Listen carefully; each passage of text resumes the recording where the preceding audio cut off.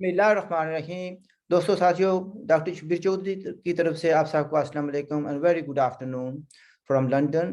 آج میرے ساتھ ایک گیسٹ ہیں, پولیٹیکل ایکٹیوسٹ ہیں, بلوچستان سے ان کا تعلق ہے, ہیومن رائٹس ایکٹیوسٹ ہیں. He is a very active on the international front, especially in the UN Human Rights Council, promoting rights of the oppressed people of Balochistan.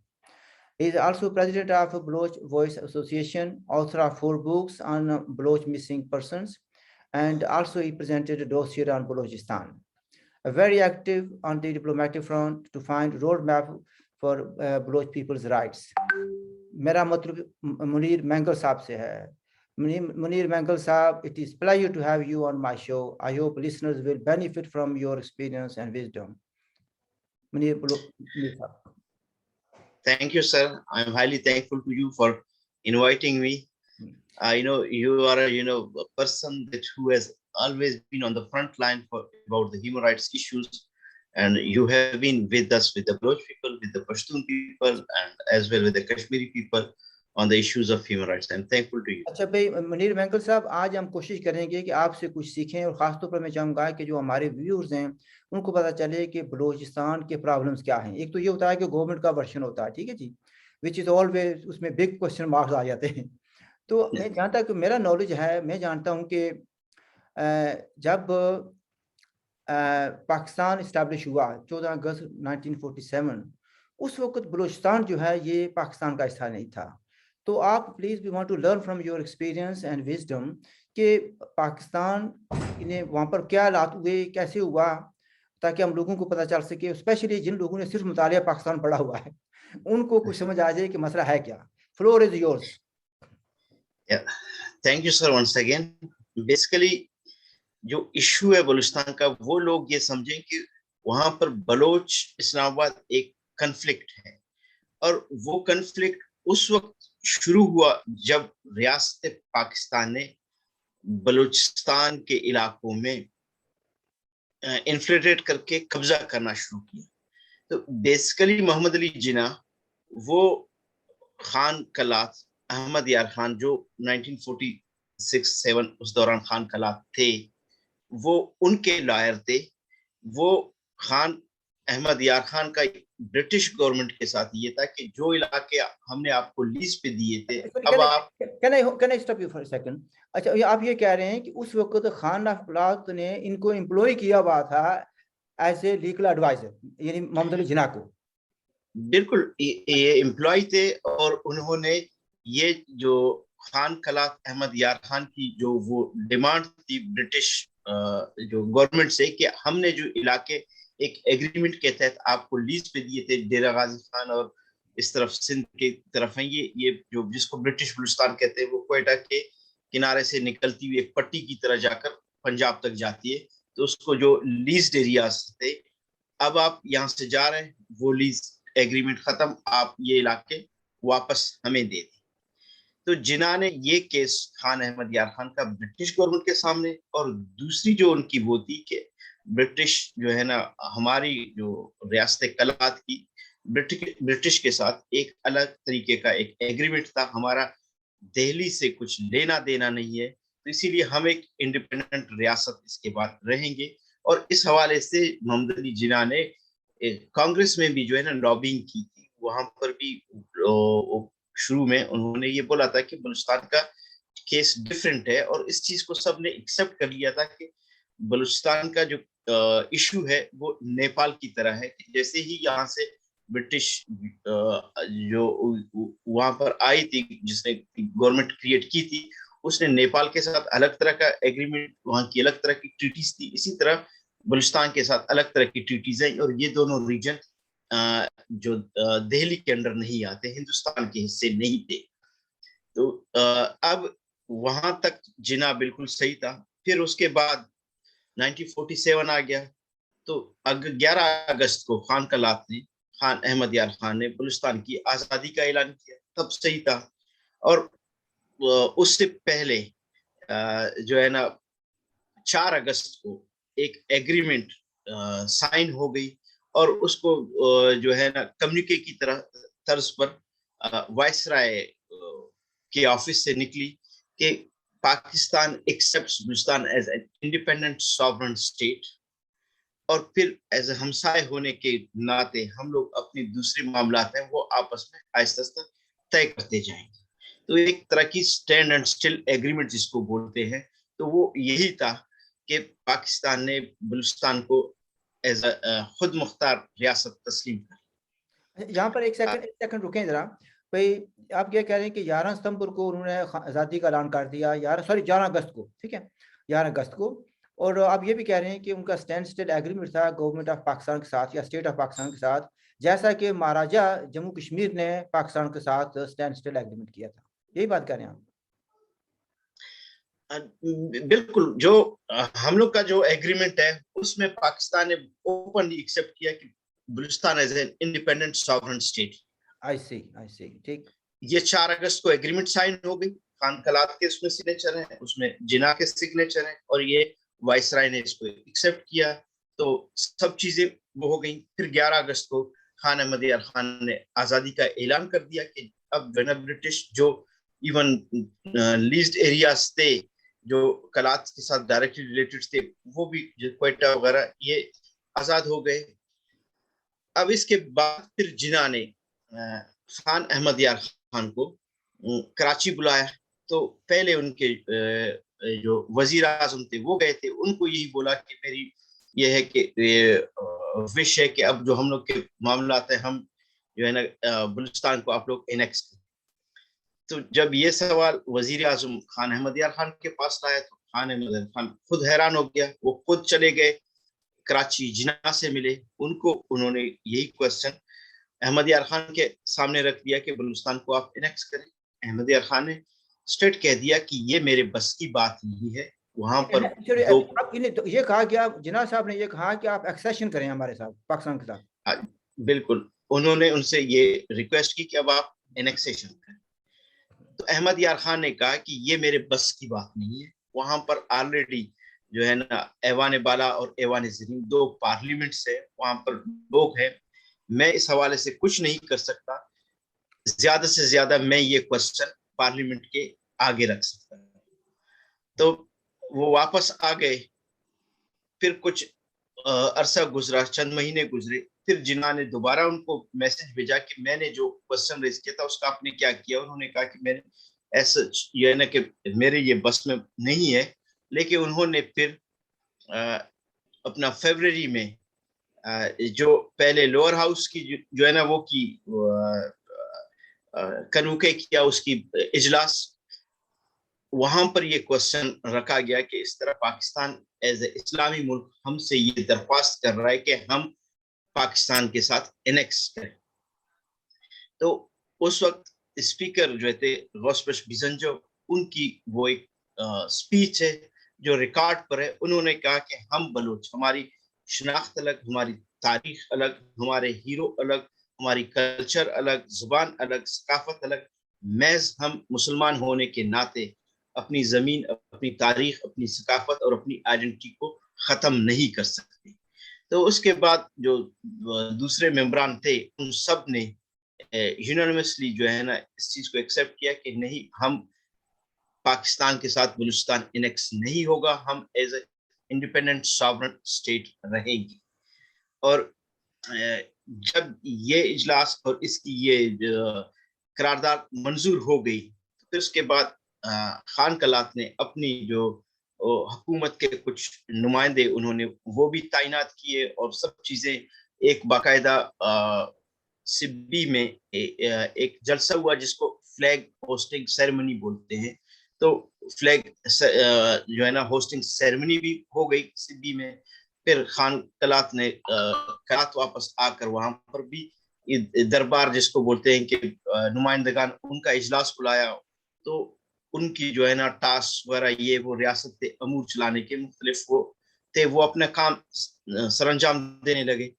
لیکن ہوا یہ بدقسمتی سے کہ ریاست پاکستان کی جو نیت خراب تھی, انہوں نے ایک دوسری طرح کی اپروچ اپنائی کہ مکران جو تھا ایک کلات کے انڈر تھا, اپنا لسویلا کلات کے انڈر تھا. تو وہاں پر جو جس طرح صوبے ہوتے ہیں ان کے گورنر ہوتے ہیں, تو وہاں کے جو والی تھے تو ان کو جو ہے نا انہوں نے پیغام بھیجنا شروع کیا کہ جی جو آپ کا کیپٹل ہے, جو آپ کی مرکزی حکومت ہے, وہ تو ہمارے ساتھ انیکسیشن نہیں کر رہی, اب یہ کہ آپ لوگ کریں تو ہم آپ کو زیادہ مراحت دیں گے. تو اس طرح کی انہوں نے کھیلنا شروع کیا. پھر اس کے بعد اپنی فوج جو ہے نا روانہ کی مکران کی طرف. کلات کی طرف ڈائریکٹ فوج نہیں بھیجی کیونکہ کلات میں ایک کلات ریاست کی اپنی فوج تھی, تو کراچی کی طرف سے لسپیلا سے ہوتے ہوئے مکران کی طرف فوج نے پیش قدمی شروع کی پاکستان کی. تب خان کلات کو وہ ہوا تو انہوں نے اپنے لوگوں کو بلایا اور اپنی فوج جمع کی. تو پھر اس کے بعد فوج نے مجھے صاحب یہ کس مہینے یا کس سال کی بات ہے جب انہوں نے فوج بھیجی؟ یہ فروری 1948 کے بعد, جب فروری میں جو وہ ہوا تھا اس کے بعد پھر یہ فوج شروع ہو گئی. اور فوج پھر چند دنوں کے بعد دوسری ونگ کلات کی طرف اس نے پیش قدمی شروع کی. وہاں پر آ کر آخرکار انہوں نے یعنی کہ اس وقت کے جو ان کے پاس توپ وغیرہ تھے انہوں نے وہ چلائی, جس کے نشان آج بھی خان کلات کے دربار جو تھا, خان کلات کا جو محل تھا, اس پر نشانات آج بھی ہیں پاکستانی فوجوں کی توپوں کی, گولیوں کی, کہ اور اس وقت انہوں نے چند لوگ مار دیا. اور اس کے بعد خان کلات کے جو ریزیڈنسی تھی یا جہاں سے جو ہے نا وہ امور ریاست چلاتے تھے, تو خان کلات کا جو پیلس تھا 27 مارچ 1948 کو پاکستانی فوج اس کے اندر گھس گئی. اچھا, یہاں پر میں چاہوں گا کہ دیکھیں تو دوسرے اصول میں جموں کشمیر کی جو ریاست ہے اس کے ساتھ بھی پاکستان کی ریاست نے اسٹینڈ اسٹل ایگریمنٹ کیا تھا, اور اس اسٹینڈ اسٹل ایگریمنٹ کی انہوں نے دھجیاں اڑا دی تھیں 22 اکتوبر 1947 کو. ٹھیک ہے جی. تو آپ کا جو مسئلہ ہوا وہ جا کر فروری مارچ 1948 میں ہوا, اس کی بھی وائلیشن کی گئی اور آپ پر حملہ کر دیا گیا, اور ہم پر بھی حملہ کیا گیا ریاست جموں کشمیر پر 22 اکتوبر 1947, اور ابھی تک ہم ڈیوائیڈڈ ہیں. تو اس کے بعد آپ کنٹینیو کریں. تو جو ابھی آپ بات بتا رہے ہیں, آپ یقین جانیں چونکہ میری تو کچھ اپنی اسٹڈی بھی ہے, تو یعنی میں نے تو آپ کو بتا کہ میں نے سی پیک پر بھی کتابیں لکھی ہیں اور آپ کو بھی انٹرویو کیا, دوسرے لوگوں کو بھی انٹرویو کرتا آیا ہوں. جو پاکستان کا جو آفیشیل موقف ہے, یا جس کو ہم کہتے ہیں کہ مطالعہ پاکستان ہے یا پاکستان کے تاریخی دان ہے, یہ تو کسی کو نہیں بتا دیا کہ یہ کچھ ہوا. تو وہ تو کہتے ہیں کہ یہ constitutionally legally part of Pakistan ہے. So what is your opinion on that? تو اب یہی جو وہاں پر جو واقعات ہوئے, جس طرح یعنی کہ قبضہ کیا, قبضے کے بعد خان کلات کو انہوں نے ڈیٹین کیا, اس کے ساتھ اس کی فیملی, اس کی جو عورتیں تھیں ان کو بھی انہوں نے ڈیٹین کیا. پھر بعد میں یہ کہ ان کو اس طرف پشین کی طرف لے گئے. وہاں پر ایک پشتون جو ہے نا اس وقت کے نواب جوگیزی تھے, ان کی ضمانت پر ان کے گھر کے اندر ان کو پھر بعد میں ڈیٹین رکھا خواتین کو. تو یعنی کہ پاکستان نے شروع سے جو ظلم جب شروع کیا تھا وہ پہلے دن سے اس طرح یان تھی. تو اس کے بعد آغا عبدالکریم خان جو احمد یار خان کے, خان کلات کے چھوٹے بھائی تھے, گورنر تھے مکران کے, تو انہوں نے جو ہے نا اوپنلی ریزسٹنس کا اعلان کیا اور سرداروں کو کہا, لوگ جو ہے نا ان کے ساتھ آ گئے, وہ پہاڑوں پر چلے گئے, پھر چلے گئے افغانستان. وہاں پر جو ہے نا انہوں نے اپنی کیمپ بنائی اور پاکستان کے خلاف مسلح جدوجہد کی انہوں نے بنیاد رکھی کہ یہ ہماری جو زمین ہے اس کو ریاست پاکستان نے بزور طاقت بزور جب انہوں نے اس کو قبضہ کیا. تو اس کے بعد جب یہ انیشلی واقع, اس کے بعد پاکستان نے ہمیشہ سے منافقت, دروغ گوئی, اس طرح جان سا دینا, اس طرح کی ٹیکٹکس اپنائی کہ آغا عبدالکریم خان کو انہوں نے افغانستان سے منافقت کے ذریعے, دروغ گوئی کے ذریعے مذاکرات کے لیے بلایا. اب وہ جب وہاں سے آ رہے تھے راستے میں پھر ان کو دوسرا پیغام بھیجا کہ جی صرف ہم آپ کو ساتھ پرامن مذاکرات کرنا چاہتے ہیں, بات چیت کرنا چاہتے ہیں, یہاں پر ہمارے ساتھ کوئی بندوق نہیں ہوگی, آپ بھی آپ کے بندے ہیں, آپ ان سب کو پشین کے ایریا میں ادھر ہی روک لیں, آپ محض اتنے بندوں کے ساتھ آگے آئیں اور بغیر ہتھیار. تو آخر وہ آ گئے. جب آ گئے آگے ریاست پاکستان کی جو فوج تھی اس نے ان کو گھیراؤ کیا اور کلات پہنچنے سے پہلے پہاڑیوں میں ہی اس کو گرفتار کیا. اب بلوچ نے اسی وقت سے جدوجہد شروع کی تھی، پھر مختلف دوروں میں مختلف حالات میں مختلف طریقے سے یہ جو ریزسٹنس ہے مختلف شیپس لیتی گئی، لیکن وہاں سے آغا عبد الکریم خان کو جس طرح دھوکہ دہی کے ذریعے گرفتار کیا، تو اس کے بعد دوسرا جو واقعہ 68 میں نواب نوروز خان کا ہے کہ وہ بھی ریزسٹنس میں پہاڑوں میں تھے، تو ان کو بھی اسی طرح اس وقت بھی بلوچ اسٹرگل جاری تھی، پہاڑوں میں تھے لوگ، تو ان کو بھی مذاکرات کا وہ کر کے، لیکن وہاں پر یہ کہ نواب نوروز آغا عبد الکریم خان کے اس سے واقف تھے، تو انہوں نے کہا میں ایسے نہیں مانتا، تو آخر انہوں نے قرآن پاک کو گواہ رکھ کر اور گواہ کے طور پر اس کو پہاڑوں پر بھیجا کہ بھئی یہ قرآن کا واسطہ ہے، آپ جو ہے نا آئیں، ہم آپ کو آپ کے بندوں کو کسی کو ہم کوئی ہارم نہیں کریں گے، محض ہم بات چیت کریں گے، پھر آپ کو واپس اپنے راستے پر، ہم اپنے راستے پر۔ تو وہ جیسے نیچے آ گئے بات چیت کے لیے، تو پھر ان کو اسی طرح گھیراؤ کر کے اور گرفتار کیا، ان کو اس کے جو بیٹے تھے ان کے ساتھ جو لوگ تھے ان سب کو پھر وہاں سے گرفتار کر کے حیدرآباد میں پھر ان کو پھانسی دی گئی۔ وہ خود تو عمر کے تقریباً 90 سال کے بوڑھے تھے، تو ان کو عدالت نے یہ کہ عمر قید میں وہ کیا، لیکن ان کے ساتھ دوسرے 7 بندے تھے ان سب کو پھانسی چڑھائی۔ یہ ایک دوسرا رخ ہے پاکستان کا کہ کس طرح اس نے یہاں پر بلوچوں یہ کے بات ہے، ساتھ یہ جو بات بیان کر رہے ہیں آپ، جہاں پر قرآن کو بیچ میں لایا گیا، یہ 1968 کا واقعہ ہے یہ۔ جی اچھا، اب مسئلہ یہ ہے کہ آپ جو کہہ رہے ہیں کہ بلوچستان کے افراد کے دو ایسے ہاؤس جو ہیں بوتھ ہاؤسز یونینیمسلی انہوں نے کہا ہے کہ ہم آزاد و خود مختار رہنا چاہتے ہیں اور پاکستان کے ساتھ کسی طرح کا کوئی ایکسیشن نہیں کرنا چاہتے۔ ڈسپائٹ دیٹ پاکستان کی فوج نے حملہ کیا، اور اس کے بعد جو آپ بیان کر رہے ہیں کہ کس طریقے سے وعدے کیے گئے کہ ہم آپ کے ساتھ بیٹھ کر مذاکرات کریں گے، مسئلے کو حل کریں گے، بجائے اس کے کہ حل کیا جاتا ہے ان کو گرفتار کر لیا گیا۔ تو 48 میں بھی اور 68 میں بھی۔ تو ابھی جو پوزیشن ہے، اب کیا پوزیشن ہے؟ تو اس کے بعد یہ کنٹینیوٹی جاری رہی ہے۔ 70s میں جب وہ تھا تب ایک بلوچ اپرائزنگ جو ہے نا کافی تک آگے آ گئی تھی، جس میں شیرومری اور ہزار خان بجرانی یہ جو ہے نا وہ کر رہے تھے۔ اس سے پہلے عطا اللہ کی گورنمنٹ تھی، اپنا خیر بشمری بھی اس میں پارلیمنٹری ممبر تھے، تو اس نیب کی عطا اللہ مینگل کی بات کر رہے ہیں؟ عطا اللہ مینگل چیف منسٹر بلوچستان تھے۔ ٹھیک ٹھیک ہے۔ تو ذوالفقار علی بھٹو نے ان کی جو حکومت پر غداری کا وہ لگا کر کے جی ان کو ایک ایسا ہی انہوں نے ڈرامہ بنایا کہ عراق سے بلوچوں کو اسلحہ مل رہا ہے، تو ایک ڈرامہ بنا کر ایک کیس بنا کر ان کی حکومت کو ختم کیا۔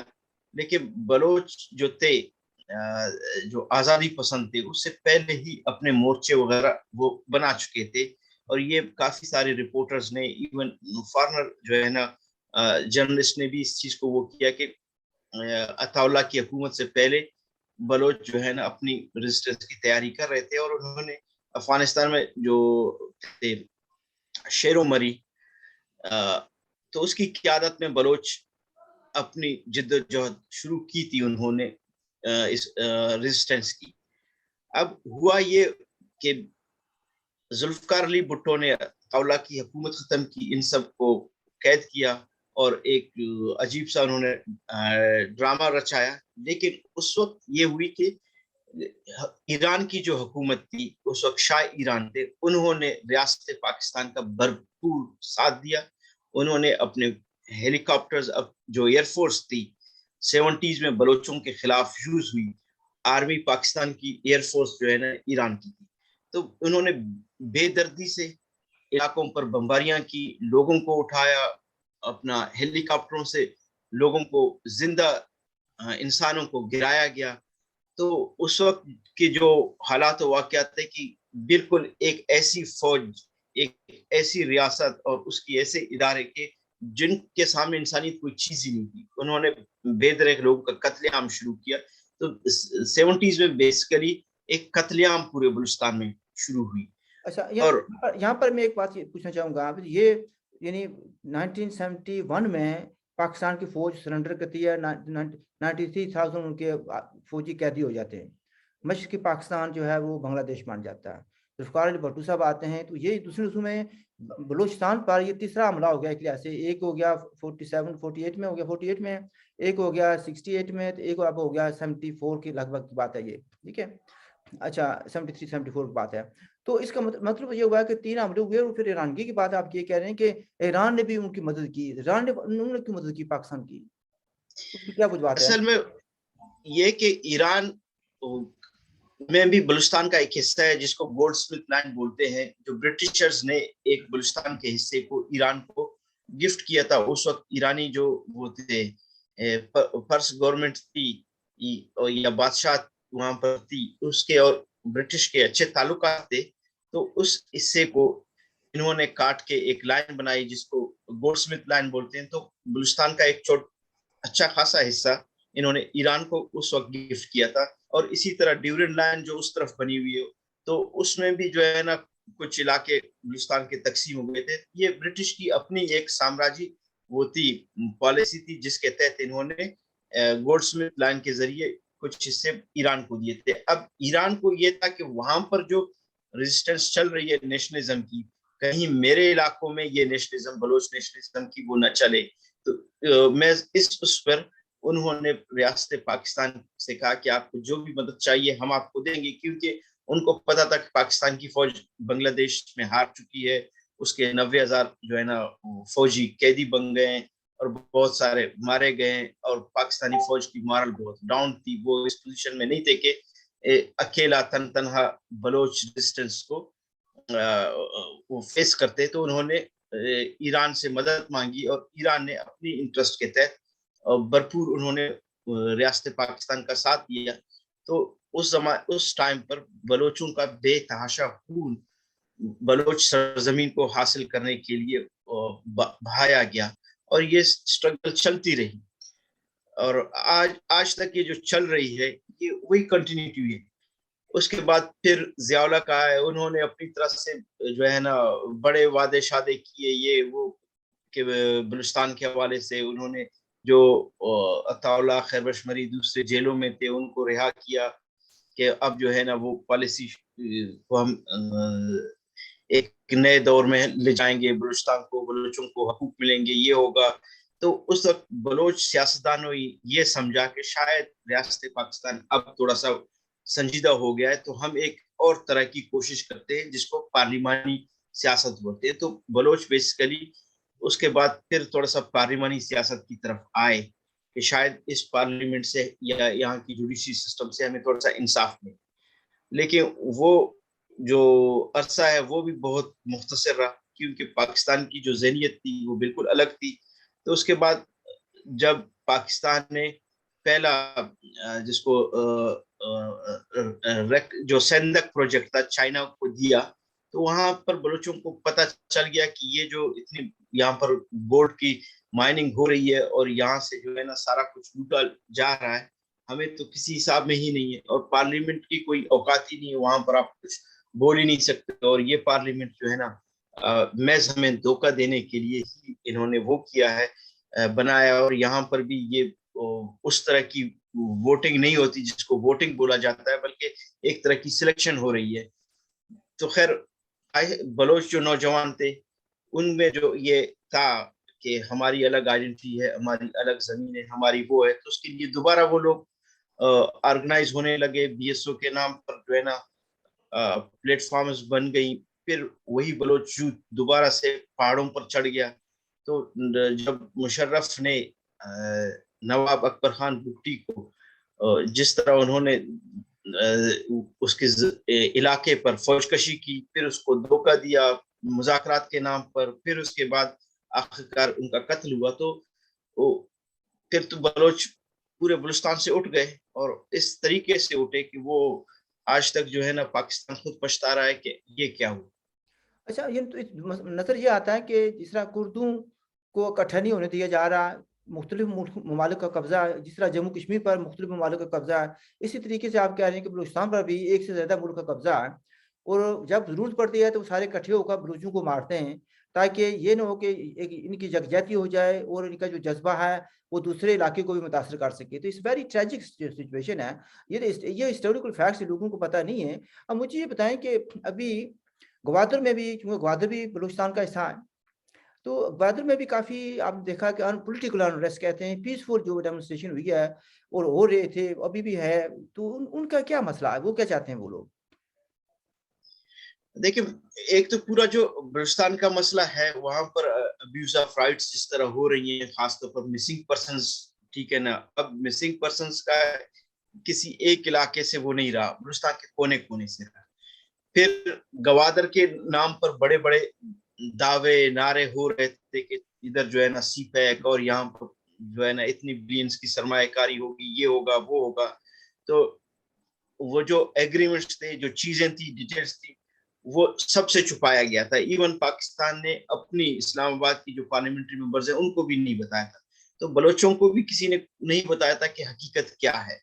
تو بلوچ جو ہے نا تھوڑا بہت وہاں کے جو مقامی لوگ تھے وہ کسی حد تک تھوڑا سا امید کر رہے تھے کہ شاید ہمیں جو بیسک رائٹس ہیں وہ مل جائیں، لیکن اس کے ساتھ ساتھ وہ اپنی حقوق کے لیے آواز بھی مختلف طریقوں سے اٹھاتے رہے. ایک طرف سے ریزسٹنس تھی، دوسری طرف سے جو لوگ تھے سول سوسائٹی کے یا لکھاری تھے، ہر کوئی اپنی طرف سے کوشش کر رہا تھا. پروفیسرز تھے، ڈاکٹرز تھے، تو جو بھی لکھتا بولتا ایک ایک کر کے ان کو یہ لوگ اٹھاتے گئے، غائب کرتے گئے، جس کو ہم مسنگ پرسنز بولتے ہیں. گوادر سے بھی سینکڑوں لوگوں کو انہوں نے مسنگ کیا ہے، وہ وکٹم بنے انفورس ڈس ایپیرنس کے. تو اب جب وہاں کی بیسک بالکل نیڈس کی بات آئی، جس سے پانی کی، آج سے یہ مسئلہ نہیں ہے بلکہ 3-4 سال پہلے 2018 میں پاکستان کی یہی وہ تھی اسٹیٹمنٹ تھی کہ ہم جو ہے نا یورپ سے اور خاص طور پر سوئز سے انہوں نے ریکویسٹ کی تھی کہ گوادر کے لوگوں کے لیے جو پانی کا مسئلہ، یہاں پر ایک واٹر پلانٹ لگائیں، ایز امداد دیں. اب آپ بلینز ڈالرز کی پروجیکٹ آپ گوادر کے لیے لا رہے ہو، وہاں پر آپ ڈیپ سی پورٹ بنا رہے ہو، اتنا جیو اسٹیٹسٹک آپ کے انٹرسٹ ہیں، اور چائنا ہے اس کی اپنی جو ہے نا وہاں پر وہ ہے انٹرسٹ ہیں، اور ایک اسٹیٹسٹک پالیسی ہے کہ وہاں پر میں میری جو ہے نا ایکسیس ہو اور وہاں سے پھر میری سپلائیز اور روٹس چلے. آپ لوگوں کو ایک واٹر پمپ نہیں دے رہے، ہیلتھ نہیں ہے، ایجوکیشن نہیں ہے. پھر ایک طرح سے آپ لوگ مختلف ٹیکٹکس انہوں نے اپلائی کیے کہ یہاں پر کسی طرح سے جو ریلیجیس فنڈامنٹلزم وہ ڈیولپ کر سکے. اس کے لیے انہوں نے طرح طرح کے لوکل جو ہے نا ریلیجیس آرگنائزیشنز بنائے، انہوں نے بھی لوگوں کو بے دردی سے مارا. تو آخرکار اب لوگوں کے سامنے واضح ہو گیا کہ ہماری ہر چیز لوٹی جا رہی. یہ تو محض ایک وہ ہے کہ چائنا کے ٹرالر جو آتے ہیں وہ ایک ٹرالر جو ہے نا ایک دن میں اتنی ساری مچھلیاں پکڑ کے لے جاتا ہے جو گوادر کے لوگ ماہی گیر جو ہے نا ایک ہفتے میں بھی نہیں پکڑ سکتے. اور پھر سینکڑوں کی تعداد نہیں بلکہ ہزاروں کی تعداد میں وہاں پر چائنیز ٹرالرز، اور وہ نیٹ جس پر دنیا نے پابندی لگائی ہے کہ ایک جو نائلون کی اس سے بنی ہوتی ہے اور اس کی جو ہے نیٹ کے سپیس کم ہوتا ہے، کہ اس سے ماہی گیری دنیا میں ممنوع ہے کیونکہ اس میں چھوٹی چھوٹی مچھلیاں پھنستی ہیں اور ایک طرح سے نسل کشی ہوتی ہے مچھلیوں کی اگر آپ نے یہ نیٹ استعمال کیا. چائنیز ٹرالر وہی نیٹ یوز کر رہے ہیں اور وہی وہ کر رہے تھے. تو وہاں کے لوگ آہستہ آہستہ یعنی کہ بے روزگار ہونے لگے. اور ریاست کی بھی یہی پالیسی ہے کہ یہاں کے جو لوگوں کی مین روزگار ہے ماہی گیری ہے. اب آپ ماہی گیری کو ختم کرو، لوگ جو ہے نا بے روزگار ہو جائیں گے، بے روزگار ہونے کے بعد بھوک ان کو ستائے گی، اور اس کے بعد یہ زمین یہاں سے مائگریٹ کرنا شروع کریں گے. اور مائگریٹ کریں گے ہم یہاں پر چائنیز کو اور پنجابیوں کو لائیں گے. یہ ریاست کی اسٹریٹجی تھی. لوگوں کی یہ تھی کہ انہوں نے اپنی حالت کو دیکھ لی اور فورس کیا. تو اس کے بعد آہستہ احتجاج طرح طرح سے مختلف ناموں سے چلتے گئے. تو ابھی یہ جو گوادر کو حق دو کے نام پر ایک وہاں پر لوگوں کی مومنٹم شروع ہو گئی. تقریباً جو ہے نا 29 ڈیز تک لوگ سڑکوں پر تھے، عورتیں، بچے، بوڑھے، خواتین، سب لوگ. ہر چیز جو ہے نا زندگی کی جو روزمرہ زندگی کی وہ ساری رک گئی. لوگ سڑک پر آ کر بیٹھ گئے. راتوں کو بھی عورتیں، خواتین وہاں پر بیٹھی رہی. انہوں نے یہ حق دو ایک تحریک چلائی. اس میں ان کی جو بیسک ڈیمانڈز تھی اس میں یہی تھا کہ یہ چائنیز ٹرالرز کو یہاں سے نکالا جائے، مسنگ پرسنس کے حوالے سے ان سب کو منظر عام پر لایا جائے.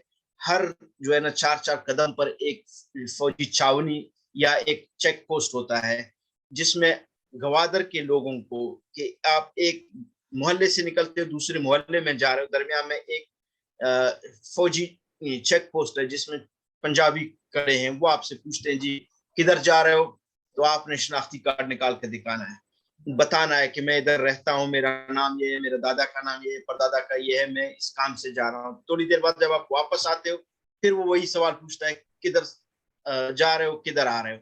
اب وہ لوگ کیا کہتے ہیں کہ زمین ہماری, علاقہ ہمارا, آبا و اجداد ہمارے اسی زمین کے, اور ہم اس کے وارث ہیں, ہم نے اس کے لیے قربانیاں دی ہیں, تم کون ہوتے ہو آ کر ہم سے پوچھتے ہو کہ کدھر آ رہے ہو, کدھر جا رہے ہو. یہ تو ہمارا حق ہے, ہم تم سے پوچھیں کہ تم ادھر کیسے آ گئے, کہاں سے آ گئے, کیوں تو آئے آپ لوگ, کیوں آئے یہاں پر. اچھا آپ لوگ کیوں آئے, آپ کون ہو.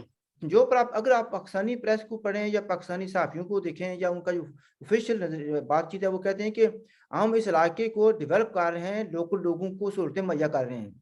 تو آپ تو بتا رہے ہیں وہ تو اس کے الٹ ہے. ویسے تو جس طریقے سے آپ کہہ رہے ہیں کہ جب ان کا روزگار چھن جائے گا, ٹھیک ہے, وہ چائنیز کو انہوں نے آباد کرنا ہے, وہ دوسرے لوگوں کو آباد کرنا ہے, تو یہ جو لوکل لوگ ہیں جو نہ جانے کہاں کتنے عرصے سے رہ رہے ہیں, تو ان کو تو پھر مائگریشن کریں گے, وہ تو مہاجر بن کر چلے جائیں گے کسی جگہ, تو ان کا تو یہاں پر رہنا مشکل ہو جائے گا. پھر ان کا جو ڈیمانڈ ہے, جو میں نے پڑھا سنا, وہ یہ کہ رائٹ ٹو لائف چاہیے ان کو, رائٹ ٹو کلین واٹر چاہیے ان کو جو فنڈامنٹل رائٹس ہیں وہ ان کی ضرورت ہے ان کی. لیکن وہ ان کو دینے کے بجائے جو جس طرح آپ نے کہا ہے کہ ہر جگہ پر ناکے لگے ہوئے ہیں, تو یہ تو منظر ایسے پیش نظر ہو رہا ہے جیسے کہ اسرائیل میں ہوتا ہے, پاکستان میں ہوتا ہے, آکوپائڈ ٹیریٹری کا نقشہ نظر آ رہا ہے. آپ اس کو کیسے دیکھتے ہیں؟ دیکھیے آپ وہاں کی اسپیسیفک صرف اور صرف گوادر کی جو ہے نا پرابلمس کو اگر آپ دیکھنا چاہتے, اسٹڈی کرنا چاہتے, تو آپ کو تقریباً 10 سال پیچھے جانا ہوگا. 2013 سے جب یہ ایگریمنٹ سائن ہو گئے, تو وہاں پر سب سے پہلے ہوا کیا کہ جو علاقے جن کے اوپر جو ہے نا نشان لگائے کیا کہ یہ جو ایریا ہے, یہ ایریاز ہم لوگ سی پیک کے لیے مختص کر رہے ہیں, تو وہاں پر لوگوں کو پہلے انفارم کیا گیا کہ جی یہ اس ایریا سے, اس دیہات سے, اس گاؤں سے لوگ نکل جائیں. تو کچھ لوگ نکل گئے, کچھ نہیں نکلے. تو پھر اس کے بعد آہستہ آہستہ سے فوج جو ہے نا ملٹری آپریشن کے نام پر علاقے کو گھیراؤ کر کے اور وہاں پر جو ہے نا طاقت استعمال کی اور لوگوں کو زبردستی نکالا گیا, لوٹا گیا گھروں کو, اور ان میں سے کچھ کو جو ہے نا یعنی کہ ڈائریکٹ شوٹ سے مارا, اور کچھ کو فوجی چھاونیوں میں لے گئے قیدی بنا دیا. اس کے بعد ان گھروں کو جلایا گیا. اور آج بھی سوشل میڈیا میں آپ کو بہت ساری فوٹوز ملیں گی کہ گوادر کے سائڈوں پر دائیں بائیں کچھ دیہات ہیں, ان کو پاکستانی فوج نے جلا دیا. شروع میں بمباری کر کے چاروں طرف سے اس کو کارڈن آف کر کے لوگوں کو زبردستی نکالا, اور کیونکہ وہ زمین اس کو چاہیے تھی سی پیک کے لیے. تو شروعات اس طرح ہوئی. اس کے بعد پھر آپ ایک اور چیز دیکھیں گے کہ وہاں پر باقاعدہ ایک نظام وہ لانے کی کوشش کرتے کہ گوادر کو, پورے گوادر کو, جس طرح بارڈرز پر ایک ملک دوسرے ملک کے جو ہے نا بارڈرز پر خاردار تاریں لگاتی ہے, پورے گوادر کو چاروں طرف سے انہوں نے خاردار تاریں لگانی شروع کی. انہوں نے کہا انٹری اور ایگزٹ کے لیے ہم لوگ اسپیسیفک جو ہے نا گیٹس بنائیں گے, اور یہاں کے اندرونی جو لوگ ہیں ان کے لیے ایک الگ سے آئی ڈی کارڈ بنے گا. باہر سے یعنی کہ آپ گوادر سے 2 گاؤں, ایک گاؤں دائیں بائیں رہ رہے ہو, آپ کو گوادر شہر میں جانے کے لیے, بازار سے سودا صرف لانے کے لیے ایک قسم کی آپ کو ویزے کی ضرورت ہوگی, جس کو ایک اسپیشل پرمٹ بولا جائے گا. اور دوسرے شہروں سے بلوچوں کا گوادر میں داخلہ ممنوع. تو اس کے لیے لوگ نے بے تحاشا جو ہے نا جدوجہد کی, عدالتوں میں گئے, پروٹیسٹ ہوئے. تو یہ ایک کنٹینیوٹی تھی. پانی تو بالکل ہی وہ ختم ہو گیا, لیکن اسی گوادر میں آپ دیکھیں چائنیز کے لیے اتنے بڑے بڑے جو ہے نا انہوں نے گراسی فیلڈز بنائے کہ جس پر چائنیز ورکرز جو ہے نا وہ کھیلتے ہیں. وہ گراسی فیلڈز کے لیے پانی ہے چائنیز کے. آپ صرف اور صرف چائنیز لوگوں کے لیے آپ نے جو کنسٹرکشن پلانز بنائے کہ یہاں پر 5 لاکھ جو ہے نا گھر بنیں گے, اور ان کو صرف چائنیز ہی ورکرز آئیں گے, وہ اس میں رہیں گے. کوئی لوکل بندہ اس کو خرید نہیں سکتا, رہ نہیں سکتا ان ایریاز میں. پھر آپ نے اچھی خاصی زمین کی فوج کے حوالے کی, اچھی خاصی زمین آپ نے لوگوں سے چھین کے نیوی کے حوالے کیے اور آہستہ آہستہ ان کے ڈیزائن سامنے آتے گئے کہ اب جی چائنیز جو ہے نا یہاں پر ایک نیول بیس بھی بنائیں گے. تو یہ ان کی تھی. لیکن دوسری طرف جو لوگوں کی ریزسٹنس تھی, بلوچ ریزسٹنس, انہوں نے اپنی طرف سے ریزسٹ کیا. چائنیز کو بھی سمجھ آ گئی کہ یہاں پر یہ اس طرح نہیں ہے کہ گوادر ہمیں پاکستان کے میں کہنے پر مل جائے گا یا اس کے ساتھ ایگریمنٹ کرنے پہ. تو وہاں ریزسٹنس سے خون بہا, بلوچوں کا بے تحاشا بہا, اور اس سے یہ چیزیں سلو ڈاؤن ہوتی گئیں. لیکن اب یہ کہ نہیں لگتا کہ جو چائنا کے اپنے جس طرح کے ڈیزائنز تھے وشفل, ان کو اپنی ہی پلان کے تحت وہ اکمپلش کر پائے گا. نہیں پاکستان کر سکے گا, نہیں گوادر, نہیں اپنا چائنا.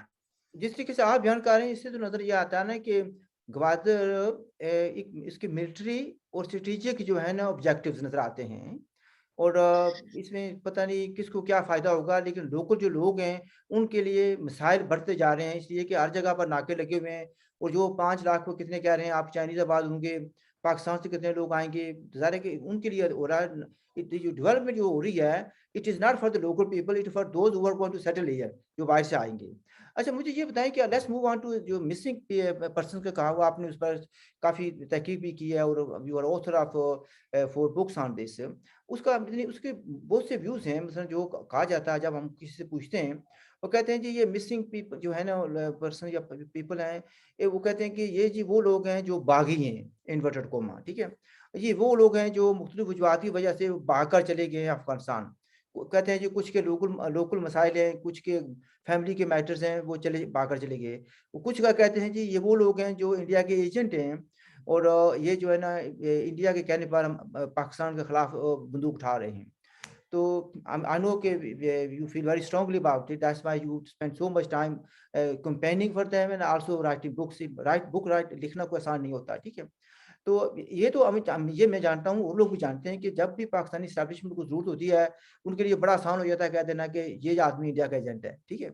مثلا ابھی کچھ زیادہ دن نہیں گزرے, انہوں نے ان کے نزدیک لبیک یا رسول اللہ جو ہے TLP جو ہے نا تحریک لبیک وہ بھی انڈیا کے ایجنٹ تھی, راہ سے پیسے لیتی تھی. پھر جب ان کا آپس میں راضی نامہ ہو گیا تو آپ now they are good boys. So floor is yours on this matter as well please.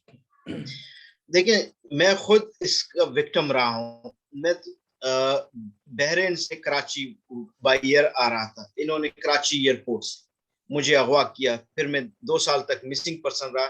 میرا صرف یہ قصور تھا کہ میں بلوچی لینگویج میں ٹی وی چینل بنانا جا رہا تھا. اچھا.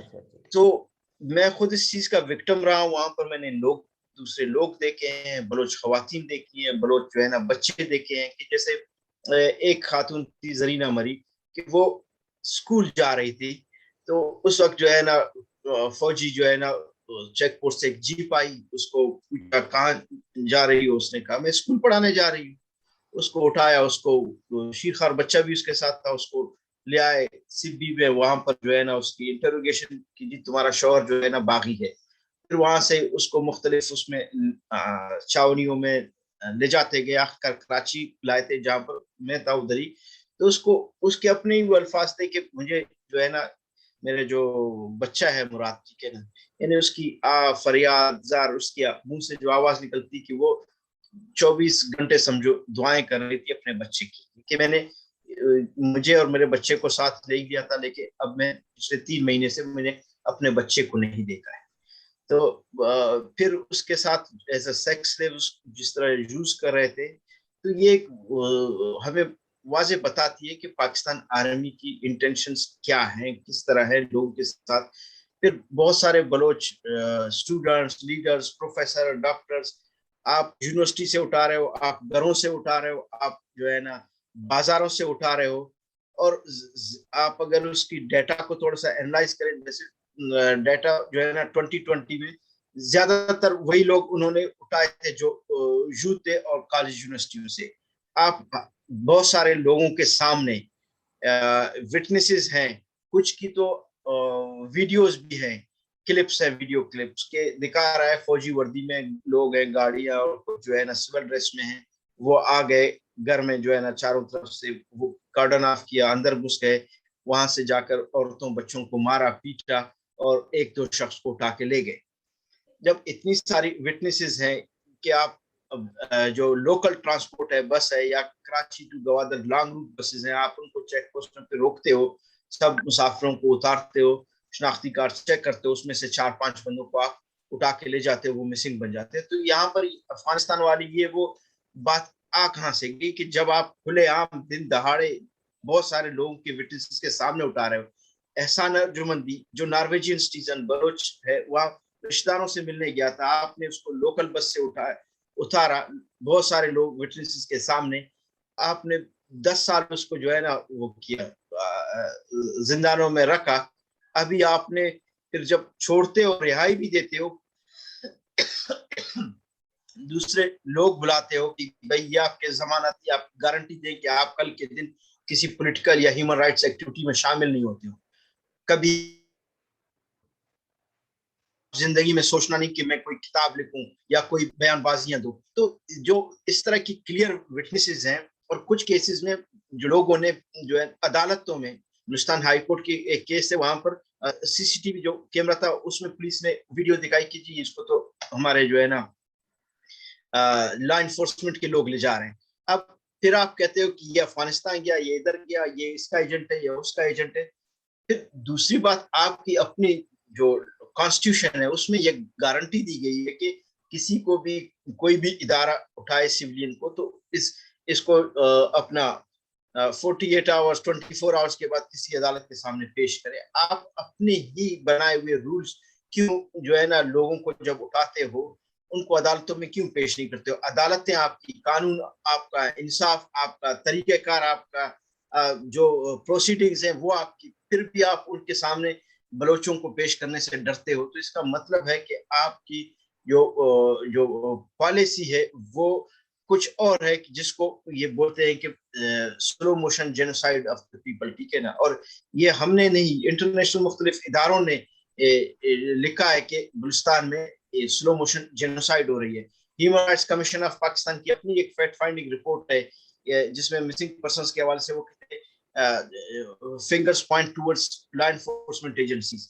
اپنا ہیومن رائٹس واچ ہے, وہ بھی یہی وہ کرتی ہے کہ انفورس ڈسپلنسز میں پاکستانی فوج ادارے ملوث ہیں. تو یہ ہم نہیں کہہ رہے, یہ تو بہت سارے ادارے کہہ رہے ہیں. اب مزید اگر اس کی وہ ہے, ہم بھی یہی چاہتے ہیں, ریکویسٹ یہی کرتے ہیں کہ آپ انٹرنیشنل آرگنائزیشنز کو, انٹرنیشنل اداروں کو, یو این کے اداروں کو وہاں پر جانے دیں تاکہ وہ تحقیق کریں اور انویسٹیگیٹ کریں کہ یہ مسنگ پرسنز کیسے ہو رہے ہیں, کیوں ہو رہے ہیں, کون کر رہا ہے. اچھا, یہ پاکستان کے جو میں نے کہنے کو تو پاکستان میں ڈالتے ہیں, ہائی کورٹس بھی ہیں, سپریم کورٹ بھی ہے, تو وہ ان مسئلوں کو جس طرح بھی ہے, اگر پاکستان کے نقطہ نظر سے دیکھا جائے, یعنی بلوچستان جو ہے ان کا حصہ ہے, they are citizen of Pakistan in that sense. تو آپ نے ان کی سٹیزن جو غائب کیے جا رہے ہیں سسٹمیٹکلی, ان کے حق میں یہ کوئی جو انصاف کی کوئی بات, یا جو کورٹس ہیں وہ کوئی سو موٹو یا کسی طرح کو کوئی ایکشن لینے کے لیے تیار نہیں ہے, اس کی کیا وجہ ہے؟ دیکھیں, آپ کو خود زیادہ معلومات ہے کہ کچھ واقعات ہوئے ہیں پنجاب سے, اسلام آباد سے, ٹھیک ہے نا, کچھ جرنلسٹوں کے, کچھ دوسروں کے, تو اس پہ عدالتیں ایکٹیو ہوئی ہیں. لیکن ہم لوگ کا جو مسئلہ خاص طور پر جو ہے 2012 میں U N working group on enforced disappearances نے وزٹ کیا پاکستان کا, تو کوئٹہ گئے تھے, ادھر بھی وہ فیملی ممبر سے ملے تھے. تو اس کے بعد پاکستان نے یو این ورکنگ گروپ کو یہ بتایا کہ جی ہم اس حوالے سے یہ کر رہے ہیں کہ ایک کمیشن بنا رہے ہیں, اور عدالت کو کہہ دیا کہ بلوچستان کے حوالے سے جو انفورس ڈسپلنسز کیس یہ آپ کے دائرے اختیار میں ہیں. اس سے پہلے تھوڑی سی وائسز ہم جو ہے نا چودھری افتخار وغیرہ تھوڑا سا شور شرابہ کر رہے تھے, لیکن پریکٹیکلی طور پر اپنا فوجیوں نے کسی کو چھوڑا نہیں, لیکن یہ کہ ایٹ لیسٹ عدالتوں میں کیسز جاتے تھے. اب ہوا یہ, اس کے بعد کمیشن بن گئی ہے, اب جو ہے نا عدالت کو ارریلیونٹ کر لیا بلوچستان میں جو مسنگ پرسنز ایشو پر. جو بھی کیس ہوتا تھا کہ جی اس کو ایف آئی آر کاٹو, ایف آئی آر بھی کٹوانا ایک مصیبت, جب کٹ بھی جائے تو پھر بھی آپ عدالت نہیں جا سکتے, وہ کمیشن جائے گا. اور کمیشن نے یہ 10 سال گزر گئے, کوئی ایک بندے کو بھی بلوچستان سے آزاد نہیں کروایا, ٹریس نہیں کر پایا. تو انہوں نے بیسیکلی جس کو بولتے ہیں ٹرک کی بتی کے پیچھے, انہوں نے بلوچستان کی مسنگ پرسنز کے حوالے سے انٹرنیشنل آرگنائزیشنز کو, یو این ورکنگ گروپ کو تو ایک ٹرک کی بتی کے پیچھے لگا ہے کہ جی اب یہ ادھر چلے گا تو جو رزلٹ آئیں گے ادھر سے آئیں گے, یہ ہوگا وہ ہوگا. لیکن بدقسمتی سے آج تک کوئی رزلٹ نہیں آیا, اور اس کے بعد دوبارہ کسی ادارے کو including U N working group کو دوبارہ وزٹ کی پرمیشن ہی نہیں دے رہے. اچھا منیر صاحب, آپ نے بڑی تفصیل سے بہت سی باتیں بتائی ہیں. مجھے یقین ہے کہ جو ہمارے ویورز ہیں انہوں نے نئی چیزیں سیکھی ہوں گی, یا کم سے کم تسلیم کریں نہ کریں لیکن ایٹ لیسٹ ان کو ایک پرسپیکٹو ملا. ٹھیک ہے جی. تو بہت سی ابھی سوال میرے پاس رہ کے ہیں, اور سی پیک پر بھی بات کرنی تھی, تو میں چونکہ ٹائم کافی ہو گیا تو میں چاہوں گا کہ ایک اگر ٹائم ملے آپ کو تو ایک نشست ہو جائے آپ کے ساتھ نیئر فیوچر. تو ناظرین, آپ نے بات چیت سنی. جیسے کہ میں ہمیشہ کہتا ہوں کہ ہمارا کام ہے کہ facts to present facts before you. آپ نے غیر جانبداری سے سننا ہے, دیکھنا ہے, and but you still have every right to disagree with us. You have right to disagree with me and Munir Mengal صاحب سے بھی. اگر آپ کے پاس کوئی سوال ہیں یا آپ کو نقطہ نظر پیش کرنا چاہتے ہیں تو جو میرا چینل ہے وہ آپ کے لیے حاضر ہے. لیکن ایٹ دا سیم ٹائم میں یہ ضرور کہوں گا کہ آپ غیر جانبداری سے چیزوں کا تجزیہ کریں. ایک ہوتا ہے گورنمنٹ کا ورژن, ایک ہوتا ہے کہ جو سفرنگ پیپل ہیں ان کا ورژن. تو صرف گورنمنٹ کے ورژن کو سن کر آپ فیصلہ نہ کریں. منیر مینگل صاحب, once again thank you very much for your time. I know کہ آپ you are travelling as well. ٹھیک ہے جی. اور آپ نے Thank you, Dr. Saab. I'm highly thankful to you for giving me this opportunity to come to your this floor, and really this high honor for me, and it's an opportunity for the Baloch people to raise their concerns. So nice. Thank you, sir. And in near future ہم دوبارہ بات کریں گے, and میں ہو سکتا ہے اس میں سے کچھ باتیں لے کر جو میں ابھی چونکہ کچھ اور لکھ رہا ہوں سی پیک پر, 2 کتاب میں تو آپ کو پتا میں لکھ چکا ہوں, تو it will be very useful to interact with you again. ناظرین, جیسے میں نے پہلے کہا ہے کہ اگر آپ کا سوال ہے please do send me the questions, and if you have not subscribe the channel please do so. ہماری طرف سے خدا حافظ, and look after yourself. Thank you. Bye.